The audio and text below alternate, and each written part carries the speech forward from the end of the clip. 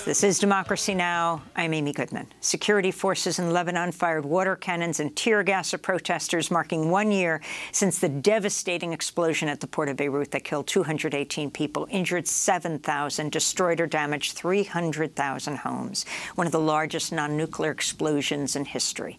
But so far, no one in the political leadership has been held accountable for leaving over 2,700 tons of highly explosive ammonium nitrate fertilizer unattended at Beirut's port. This comes as a new report by Human Rights Watch implicates senior Lebanese officials for failing to protect the public.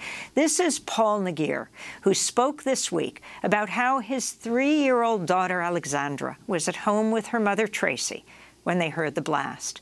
Tracy tried to shield Alexandra, but a shockwave from the explosion forced them across the room. They were knocked unconscious. Her husband, Paul, came home to find them badly injured and unconscious, but alive. Their daughter died days later in the hospital. He said officials should have done more to prevent her death. They had 40 minutes and they did not react. I want to try to put myself in the shoes of Michel Aoun, for instance, and just taking an example. What was he thinking at this time? So he's sitting at home, or in his palace, turned on the TV and looks at smoke coming out of the harbor. He's a pressed brigadier in the army, specializes in weaponry. And he looks at these images. He's the president of the country and supposedly the father of all, Bay al-Kil, they call it in Arabic. What does a human being think when he looks at that? In my opinion, these people waited and watched for 40 minutes, waited for us to die. When Tracy and I were carrying our daughter that had a huge edema, down on the street, destroyed streets of Gemmayzeh in our neighborhood, and watching people on the floor dead, trying to make a way to the first hospital, then to the Red Cross post, then to the next hospital. I had to take my dying daughter on a scooter, and Tracy was with 3 broken ribs, 4 broken vertebrae, an edema on her face, detached lungs. Had to go on hitchhiking to the hospital. Paul Nagir recounting what happened 1 year ago in the port of Beirut explosion.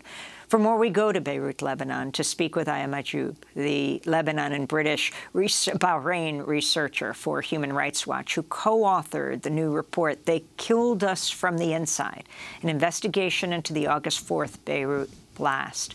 Welcome to Democracy Now! Thank you for joining us from Lebanon, where mass protests broke out yesterday. You were there in the streets. If you can describe the scene there and then put it in the context of the findings of your report, Aya. Me on today. The protests yesterday were hopeful. They were the biggest protests that we've had in over a year in Lebanon. Thousands of people came out to demand justice and accountability for the Beirut blast. They came from all parts of the country, converging on at the port to hear statements from the families of those who died in the explosion. There was a moment of silence at exactly 6:08 p.m. And then people headed over to Parliament, where there were some skirmishes between security forces who were securing the perimeter of Parliament and protesters who were trying to storm in.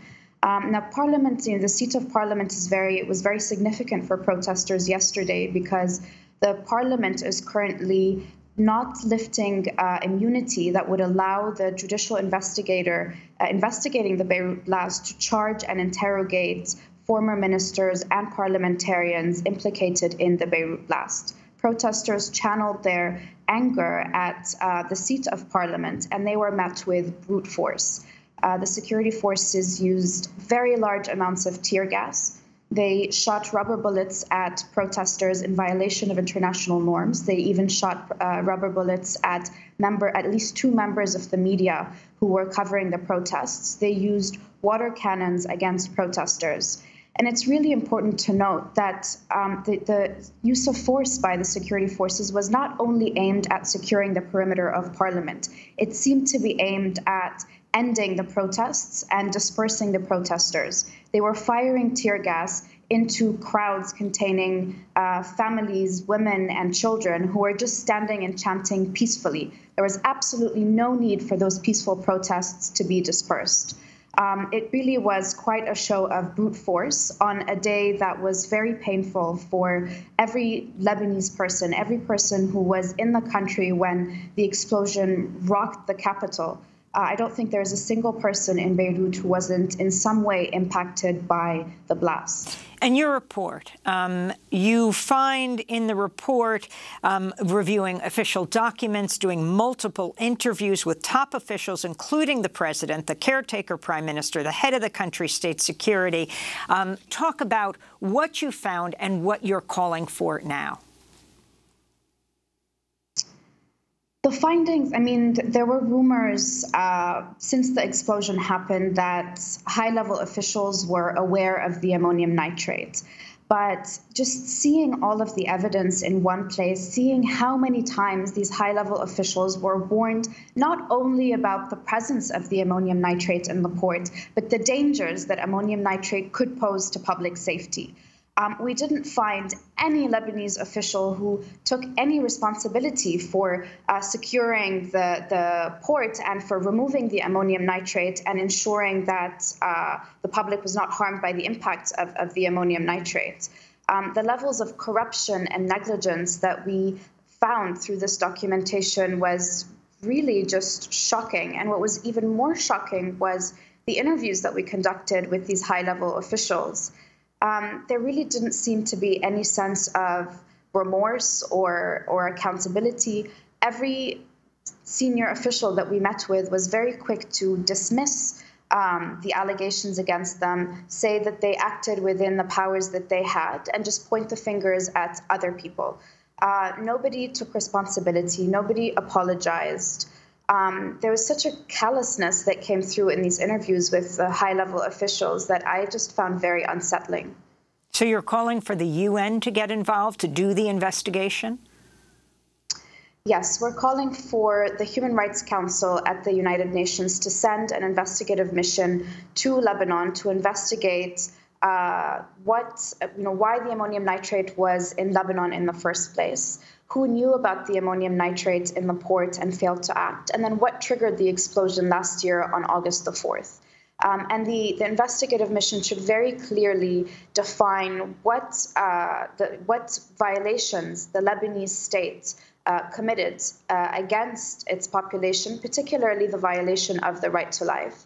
We're also calling for this fact-finding body or investigative mission to propose recommendations to reform the port system and the customs system, the judicial system, to ensure that something like this can never happen again, and that the justice system in Lebanon is better equipped to be able to deal with investigations of this magnitude.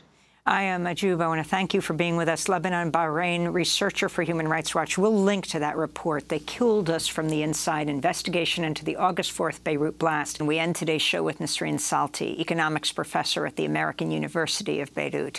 Mass protests yesterday following the year anniversary of the explosion in the port of Beirut that killed over 200 people, injured thousands, displaced so many hundreds of thousands.